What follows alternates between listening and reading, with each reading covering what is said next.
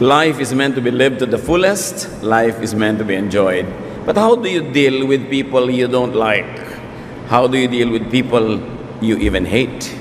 At yan ang ating pag-aaral ngayon, how to get rid of people you hate or dislike very strongly. Paano nga ba iwawagwag ang sa buhay natin ang mga taong ayaw na ayaw natin sa kanila? Panginoon, salamat dahil kayo'y maibigin at kahit di kami laging kaibig-ibig ay minamahal niyo po kami. Turuan niyo kaming matuto mula sa inyo, Panginoon. At turuan niyo kaming palayain ang aming buhay mula sa mga negative emotions. Teach us how to be free from hatred and from people that we hate. Lead us, O Lord, so that we can have peace and quiet in our lives. And in that peace and quiet, we can behold you. And we can become more and more like your Son, Jesus. Father, be our teacher. Lead us. Teach us. Use your servant only as your instrument. Patawarin niyo kami sa mga kasalanan namin, O Diyos. Pakalinisin niyo po kami. We ask you to cleanse us and lead us unto that life that you have designed for us. Be our teacher. Be our speaker, O God. We seek you in the name of our teacher, our Lord, our Savior, your Son, Jesus. Amen. Why get rid of people you hate? Bakit nga ba kailangan patalsikin mula sa buhay natin ang mga taong kinamumuhian natin o mga taong inis na inis tayo? People you hate or dislike very strongly make deep impressions on you. That's one of the reasons why it should be dealt with. Malalim ang ukit sa ating alaala, sa ating puso, sa ating isip na ginagawa ng mga taong ayaw na ayaw natin. They leave a mark, they leave a dent in your psyche. They hold your memory and attention. They dominate your thoughts. They become your masters. Ayaw man natin, nagiging parang amo natin ang mga taong kinaiinisan natin dahil napapaikot nila tayo. Nakararamdaman natin ang galit at naapektuhan nila ang ating buhay. One classic example from the Bible is Haman, who hated Mordecai. Si Haman ay mataas na opisyal ng gobyerno. At ito naman si Mordecai ay isang karaniwang taong ayaw niya na magpakumbaba at ayaw niyang magbow dito kay Haman because this Mordecai would bow only to the God of Israel. Mordecai was an Israelite and Haman was a foreigner, and the Israelites were prisoners in this land at this time. So itong Haman na to, ang taas ng ranggo, ang yaman-yaman, makapangyarihan, pero may tinik sa kanyang lalamunan, may bikig sa kanyang buhay, at ito ay ang pagkamuhi niya kay Mordecai. Esther 3:5, when Haman saw that Mordecai would not kneel down or pay him honor, he was enraged. Ang taas-taas ng kalagayan mo sa lipunan, magngangalit ka dahil sa isang taong wala namang posisyon, pero yon ang epekto sa atin ng mga taong ayaw na ayaw natin. Napapababa niya ang ating pagkatao, nagagalit tayo, at kuminsan nagmumukha tayong mga katawa-tawa. You become a satellite of the person you hate. When you hate someone, you don't have your own course. You are just taken here to the left or to the right by people that you hate because they affect you so much. People you hate enter and stay in your consciousness, in your memory. Kung may nakatira sa ating puso, dalawa yon. Mga taong mahal na mahal natin at mga taong muhing-muhi tayo. Pareho silang nandun. Pareho silang laman ng ating isipan at pareho silang lagi nating naaalala. Alaala mo sila lagi. Pag may kinakamuhi ang kamay, lason sa loob ng utak mo, yung pangalan, yung alaala ng taong yun. Esther 5:11-13, Haman boasted to them, meaning his friends and family, about his vast wealth, his many sons, and all the ways the king had honored him. And that's not all, Haman added. I'm the only person Queen Esther invited to accompany the king to the banquet she gave. But all this gives me no satisfaction as long as I see the Jew Mordecai sitting at the king's gate. Everything was going his way. Inimbita pa daw siya ng reyna at siya lang ang kasama ng hari at reynang naghapunan. Tumataas ang kanyang posisyon, gumaganda ang kalagayan niya sa lipunan, pero sabi niya, nababaliwala lahat yung nakikita ko yung Haman na yan, na nakaupo doon, inis na inis ako sa kanya. So people you hate are spoilers and eclipsers. And this early, I want to challenge you to think of your own Mordecais. May mga tao ba na pag naalala nyo, nakita nyo, nawawala kayo ng gana sa buhay, naiinis kayo, kumukulo ang dugo ninyo, nagngangalit ang inyong mga panga at ngipin, makita nyo lang na nakakalat doon sa inyong dadaanan. They cancel your happiness. People that you hate affect you, needless to say, with or without their involvement or awareness. Yung mga taong sobra natin kinainisan, wala naman silang ginagawa, hindi sila nagpapagod, pero may epekto sila sa atin. People you hate, anger you. They uglify you, your looks and your behavior, and they set you back. Sobra kang pinapababa, iniaatras, pinipilipit ng taong kinamumuhian mo. Esther 5, 9-10. Haman went out that day happy and in high spirits. But when he saw Mordecai at the king's gate and observed that he neither rose nor showed fear in his presence, he was filled with rage against Mordecai. Nevertheless, Haman restrained himself and went home. Tulad ng mga iba na nating nakita sa nangyayari kay Haman, ang ganda-ganda ng araw niya, ang saya-saya niya, sobra siyang kinakasihan ng kapalaran, pero nakita niya bigla itong Mordecai, nainis na naman siya, nagalit siya, pero tinimpi ang galit. Sinupil ang nararamdaman, pero kumukulo sa loob ang kanyang damdamin at umiwas na lang siya at umuwi. Nakakapagod mamuhi. Kung sino man sa atin ang may kinakamuhian dyan, nakakapagod yan. Nakakadrain, nakakaubos ng lakas, nakakatanggal ng poise, sabi nga nila. So, what should you do to people you hate? Or how to get rid of people you hate? Siyempre, pag may tinik ka, dapat mong tanggalin sa iyong lalamunan. Meron po akong kaibigan na tinik. Halos 2 buwan yung tinik na nasa lalamunan niya. Nagpa-opera na siya, sari-sari na ang ginagawa. Hindi matanggal-tanggal si tinik. There was this thorn lodged in his throat. And even despite surgery, it could not be dislodged. It was so inconvenient. Kumisan merong parang punyal na nakatusok sa inyong puso. Mahirap mamuhi. So what do? How do you get rid of people you hate? There's only one way. Forgive them if they had wronged you. It's the only way that works. You can try many ways, even surgery, but the only way is to forgive. Colossians 3:13, bear with each other and forgive whatever grievances you may have against one another. Forgive as the Lord forgave you. Does God give us this advice to forgive for us to become losers? No. God gives us advice to forgive so we will win. Because it's only in forgiveness where you can win.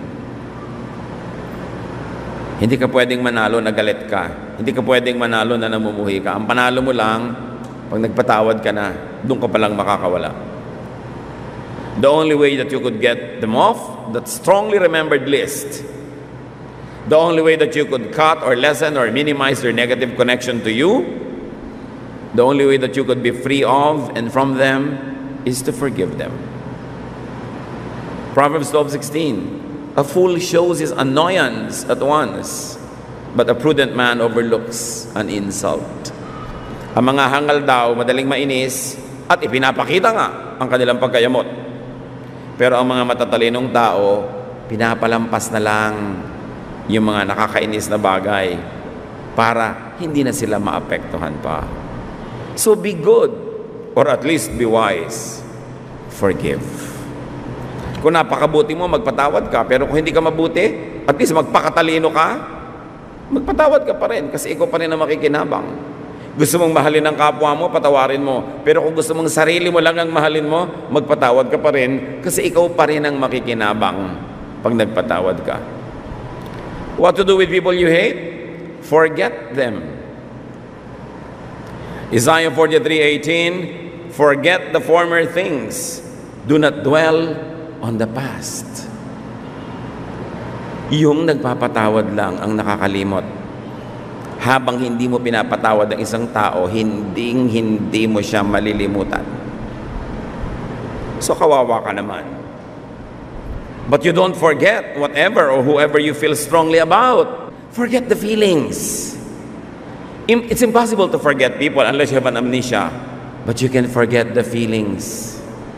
Yung feelings na masama, be free. Be free. What do you do with people you hate? Turn them into people you could like by giving them positive influence. Nakakainis pa sila, nakakamuhi pala sila, di subukan natin silang baguhin para maging nakakatuwa na sila. That's the greatest victory. When you turn an enemy into a friend, that's your greatest victory. When you turn somebody unlikable to somebody lovable, that they color and spice up your life, you really have won. Proverbs 25:21-22, if your enemy is hungry, give him food to eat. If he is thirsty, give him water to drink. In doing this, you will heap burning coals on his head, and the Lord will reward you. So may kaaway ka daw, gutom, pakanin mo. Nauuhaw, painumin mo. Ang result niyan, hindi man agad-agad, pero kung lagi mong gagawin, mahuhulog ang loob sa iyo niyan. Hindi ka naiinisin, baka mahalin ka pa, yun ang tunay na panalo. Pero yung gutom, lalo mong ginutom, babangis lang yun, baka pati ikaw kainin. Gipit na, ginipit mo palalo, nangangailangan, hindi mo tinulungan, magtatanim ng sama ng loob sa iyo at maghihintay lang ng pagkakataong gumante. Pero kaaway mong mortal, biglang nagipit, walang dugo, dinonatan mo ng sarili mong dugo. Paano ka pa niya kakamuhian? That's why we say, if you can do it because you're good, do it. If you're not good, at least be intelligent, still do the same thing. At the end of the day, you win. How do you deal with people you hate? Change them. Change them positively. Change them with the power of God and with the power of your own love. And if not love, at least your own diplomacy. Then this world will be a better place. Turn them into people you could like by changing your mind about them. They are not likable, all right? Why don't you change your mind about them and you teach yourself to like them? To teach yourself to find things that you could like. It's your perception. And your perception gives you your feelings. So it's up to you. What do you do with people you don't like? Turn them into people that you could like by doing something good to them. People have spirits. We have souls. We react to good things being done to us. Proverbs 20:22. Do not say, I'll pay you back for this wrong. Wait for the Lord, and He will deliver you. Huwag gumanti sa masama. Huwag gantihan ng masama ang masama. Dahil gagantihan ka niya uli ng mas masama, and you will never get out of this cycle. But break the cycle of evil will, of bad relationship with something good. And then you start something good going. You cannot change them. Change yourself. It's a lot easier. How can you change the world? That's too hard. But you can change yourself with God's help. How can you change people you don't like? That's probably impossible. But you can change your attitude towards them. When you do good to people, you begin to dislike them less and less. Try it. When you do good to people, you begin to even like them. That's why the prescription of the Lord is, gumawa ka ng mabuti sa hindi gumagawa ng mabuti sa iyo. Malaki ang pagkakataong sila yung magbago at bumuti sa iyo. At kung di man sila magbago, sa paggawa mo ng mabuti sa kanila, ikaw ang mababago. Magsisimula ka magkaroon ng simpatya, magkakaroon ka ng amor, magkakaroon ka ng malasakit, hanggang mamahal mo na yung tao. Doing good to others changes them, but more than that, it changes you. If there is somebody you dislike, do good to them, and you will notice that you begin to like them more and more. And then change happens. Matthew 5:43-44. You have heard that it was said, love your neighbor and hate your enemy. But I tell you, love your enemies and pray for those who persecute you. Sa palagay nyo, kaya ginagawa ni Jesus ang payo na to para tayo patalo? Of course not. Binibigyan niya tayo ng ganitong payo para tayo papanalunin. And in the game of life, only love wins. Hatred always loses. You might be able to do violent things against people you hate, but at the end of the day, you're still a loser. You will be filled with guilt. You will have more enemies. You will have less friends. Your world will become smaller. So doing good is good for them, and for you. Luke 6:32 to 36. If you love those who love you, Jesus says, what credit is that to you? Even sinners love those who love them. And if you do good to those who are good to you, what credit is that to you? Even sinners do that. And if you lend to those from whom you expect repayment, what credit is that to you? Even sinners lend to sinners, expecting to be repaid in full. But love your enemies. Do good to them and lend to them without expecting to get anything back. Then your reward will be great. And you will be sons of the Most High, because He is kind to the ungrateful and wicked. Be merciful, just as your Father is merciful. Galing talaga ni Lord. Sabi ni Jesus, kung minamahal mo lang yung nagmamahal naman sa'yo, ano naman ang points na kinita mo doon? Natural lang yun. Kahit masasamang tao, mahal yung nagmamahal sa kanila. Kung gagawa ka ng mabuti, doon lang sa gumagawa ng mabuti sa'yo, hindi nakakaiba yun. Kahit sino dyan mga pusakal na kriminal, mabuti rin sa mabuti sa kanila. Magpapautang ka doon sa inaasahan mo lang na makababayad, walang kwenta yun. Kasi wala ka namang ginawang mabuti. Pero kung nagpautang ka doon sa parang hindi makakabayad at di ka nababayaran pa, sabi yun, doon ka may point. Minahal mo yung hindi dapat mahalin, tinulungan mo yung hindi matulungin, yan ang nakaka-impress sa Diyos. At ang Diyos mismo ang magbibigay sa iyo ng gantimpala. Reward. What reward will God give to those who do good? We don't know exactly, but one great reward is peace of mind. Because when you do good, you have peace of mind. When you do evil, you may try to delude yourself into thinking that it's fine, but you will still feel guilty. Why? Because the Spirit of God lives in you. Pag gumawa tayo ng hindi maganda, meron tayong nararamdamang hindi maganda sa kalooban natin. At yung tinig na yun ang dapat nating pakinggan. Hindi tayo dapat magbingi-bingihan sa ating budhi. Kaya ang isang pinakamalaking gantimpala ng gumagawa ng mabuti, kahit hindi ka paggawa ng mabuti, hindi ka suklian ng mabuti ng kapwa-tao, masarap ang pakiramdam. Maluwag sa loob. Ayaw mo pa bang premyo yun? Pero hindi lang siguro yun. Marami pang iba. Nakatali ka sa inuutangan mo. Pero higit doon, nakatali ka sa pinautang mo. Di ba? May utang ka, matino kang tao, hindi mo malimut-limutan yung inutangan mo hanggang hindi mo nababayaran. Pero may utang ka, hindi ka matino, pwede mong malimutan yon. Maraming ganon. Pero, may pinautang ka, matino ka't hindi, malilimutan mo ba yun? Tandang-tanda mo ang iyong mga pautang, di ba? Ngayon, may pautang ka sa tao, may utang siya sa iyo, meron siyang ginawang masama, hindi pa siya nagbabayad, malilimutan mo ba siya? Di nakatali ka sa kanya.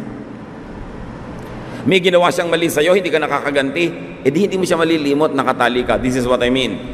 You are bound to people that owe you things. And the only way that you could be free from them is to cut off that remembrance by forgiving them. As long as you want to collect, as long as you want to get even, you will never forget. And then you will never be free.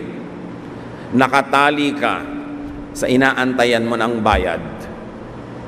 Kahit siya, hindi na niya kinikilala yung tali na yun na nagkokonekta sa'yo, ikaw nakatali pa rin. And you cannot even move on. How to get rid of people you hate? Don't get rid of them. Don't get rid of people you hate. Get rid of your hatred. Because you can never get rid of people. They will always be there. And even if you got rid of 1 or 100, there will still be 1 million others that will irritate you and annoy you and make you miserable. So the only way for you to change everything is to change your perception. The change must happen within you, because you cannot change the planet. Mas madali na baguhin ang pag-iisip. Mas madali na baguhin ang ating kalooban. Ang problema, pag namumuhi ka, ay hindi yung kinakamuhian. Ang problema ay nasa iyo. Nasa loob mo. At yun ang gustong latasin ng Panginoon. The Lord Jesus Christ is so wise as to prescribe the ultimate solution, and that is for you to change your heart.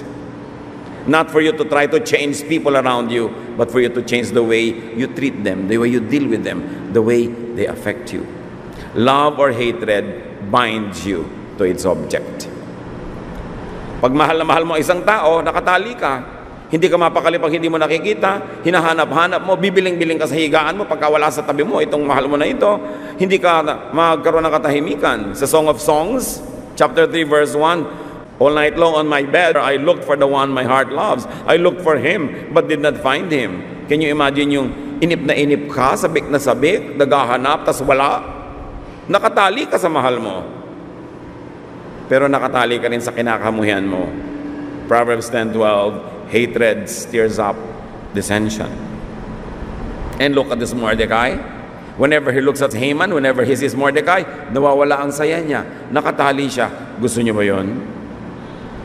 Gusto nyo ba na tuwing nakikita nyo itong nangutang sa inyo, kumukulo ang dugo nyo, hindi na nga kayo mabayaran minsan, tapos tuwing kumukulo ang dugo nyo, lumalaki ang utang niya sa inyo, lalong lumalaki ang sisingilin nyo, lalo kayo nalulugi. If you want to be free, do not love or do not hate. Just forget the feelings. But then, God wants us to love, and God wants us to be loved back. So cancel the do not love. Just think of the do not hate. Be free. Masarap naman na nakagapos ka rin sa mahal mo at mahal ka rin niya lalo. Masarap naman yun. Pero nakagapos ka sa kinakamuhian mo, hindi yun masarap. Forget the feelings. No need to love them if you don't love them, but just forget the hatred. But then what else? If you could graduate to the next level of loving them, that is the ultimate victory. How do you forget? You first forgive. Mark 11:25, and when you stand praying, if you hold anything against anyone, forgive him. 5 beses nagdarasal ang mga Hudyo sa templo. 5 times a day. And Jesus says, and whenever you stand praying, if you hold anything against anyone, forgive him. So you have 5 times a day to remember to forget. To remember to forgive. Sabi niya, huwag muna kayo magdasal kung namumuhi pa kayo. Magpatawad muna kayo. At kung 5 beses ka magdarasal, at doon sa mga hindi mapadasalin, kahit 1 beses lang, edi 24 oras, nagpapatawad ka, hindi nagtatagal sa puso mo yung muhi, yung galit, yung poot, ikaw din ang makikinabang. Forgive. Ito ang talagang panalong formula, to forgive. Yung, nakakainis ka ha, pero hindi ako maiinis. Panalo ako. Pero yung nangiinis ka at nangiinis naman ako dito, talo ako. Hindi mo ako babayaran? Sige, sa'yo na lang. You're free. Pero yung lagi mo siyang hahabulin, aawayin, papahiyain, you are not free. Bumababa ka pa ng level. Jesus wins by transcendence, by self-control. Because you cannot control other people, then Jesus tells you to control yourself. At the end of the day, you don't make a clown of yourself, you end up more dignified, more quiet, more placid, more calm. You win. Sino ang kinamumuhian nyo? Ano ang nakakamuhi sa inyo? Lalo na kung matanda na kayo, tapos may galit pa kayo, hindi na uso yan. Hindi na bagay. 10 taon na yung hinanakit nyo, 20 taon na yung galit nyo, malaki na ang pagkukulang nyo niyan sa sarili nyo dahil kayo naman ang durusa. Magkasambahay kayo, magkamag-anak kayo, magkapitbahay, hindi kayo nag-uusap, nakakapanigas yata ng leeg. Yung pinipilit mong tumingin sa iba para huwag mo lang makita yung ayaw mong kausapin. Napaka-abnormal na magkasama kayo sa isang lugar, hindi kayo nag-uusap. Napakalaking kabalbalan. Yung magsamaan ng loob ng matagal, lalo sa matatanda. Kasi parang wala kang pinagkatandaan, ang tagal mo nang nabubuhay, wala ka pang natutunan. Sayang naman lahat ang kinain mong patola. Sayang lahat ang ininom mong tubig, ganyan ka pa rin. Dapat ang tao magbago.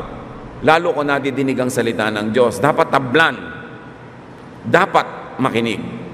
Ang pagbabago ng ugali, ang pagbabago ng asal, ang tunay at patunay na kinakasihan ka na nga ng Espiritu ng Diyos. Hebrews 8:12, for I will forgive their wickedness and will remember their sins no more. God is being quoted. Sabi ng Diyos, papatawarin ko na lang lahat ng kasalanan nila at di ko natatandaan pa ang mga pagkukulang nila. Ito yung sinasabing to forgive is to forget. And to forgive is to move on. Ang talino talaga ng Diyos. Alam niya ang solusyon. Ang mga taong ito, lagi na lang nagkakasala. Alangan naman ako lagi mainis. Lagi na lang silang nagkukulang. Alang namang lagi kumulo ang dugo ko. So ang gagawin ko, papatawarin ko sila. Bakit hindi nyo magawa sa iba? Alangan naman din, lagi na lang kayo mainis. Lagi na lang kayong makonsumi. Patawarin nyo rin. Forgiving people is the greatest revenge. Aha! Ang dami mong kasalanan, ha? Iniisip mo, magagalit ako, makukonsumi ako, maha-high blood ako. No way, I'll forgive you. Then I'm free. Yun ang winner. Even God could be free from anger and agitation and irritation because He forgives. Something to learn. God forgets. Sabi niya, kung gaano kalayo ang silangan sa kanluran, doon ko ilalayo ang mga kasalanan nila. Ibabaon ko sa pusod ng dagat at di ko na uungkatin pang muli. Sinong tumahimik, edi yung nagpatawad. Make it easy. Make it easier for others also to forgive and to forget you. Mga kapatid, hindi lang yung puso natin ang pinag-uusapan dito na magpatawad dahil siguradong marami rin tayong pagkukulang sa iba. As much as we are concerned about forgiving others, we should be concerned about helping others forgive us. Every day, whether you like it or not, whether you intend or not, you offend other people. Sometimes you take their place, or they think you take their rightful place. Sometimes you take the promotion that they think they deserve. Sometimes you win this romantic object that they think they should have in their lives. So kung may sinasadya man natin o hindi, may mga naiinis at nagagalit din sa atin. Lalo na kung sinasadya pa natin at lalo na kung nagkukulang talaga tayo. So, tulungan din natin ang iba na patawarin tayo. Kung may kasalanan kayo, magbaba ng loob. Humingi ng tawad, magpakumbaba. May nainis kayo, magpasintabi. May pagkukulang kayo, punan. May utang kayo, bayaran. Help people forgive you because it's unkind for you to cause others to hate you because it sets them back. Ang tunay na kabutihan ay hindi lang gumagawa ka ng mabuti sa kapwa, tinutulungan mo rin yung iba para huwag mayamot sa'yo. Kasi ting nayayamot sila sa'yo, naiinis sa'yo, nagkakasala sila, mananagot ka rin sa Diyos dahil ikaw ang dahilan ng pagkakasala nila.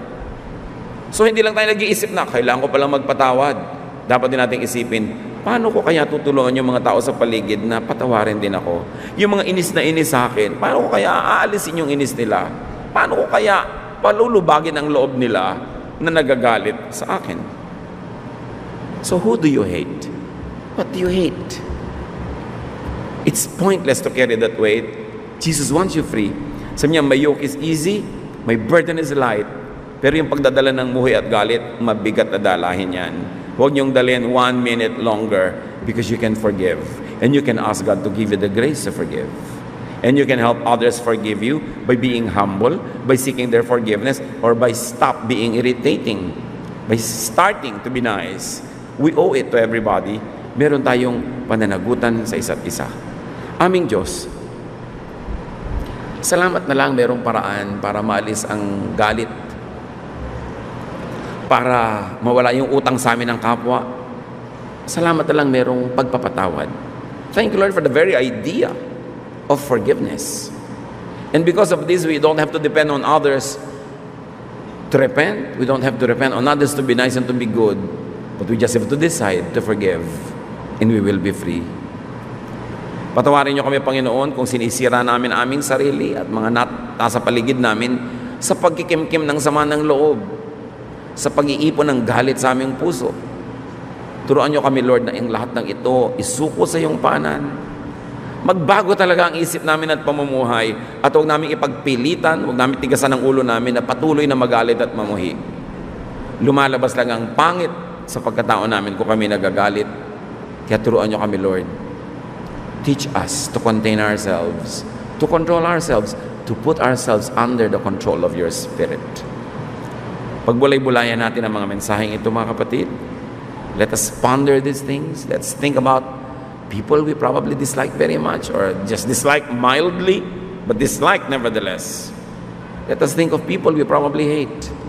And right now, don't wait any minute longer. Forgive them, because by forgiving them, you also seek the forgiveness of God for yourself. And then you set yourself free. Isipin din natin kung meron tayong dapat lapitan, hinga ng tawad. May ugali tayong dapat baguhin para hindi patuloy na mainis sa atin ang mga kasambahay o mga kasama natin sa buhay natin. Lord, in silence, may you continue to give us insights. Finish this message.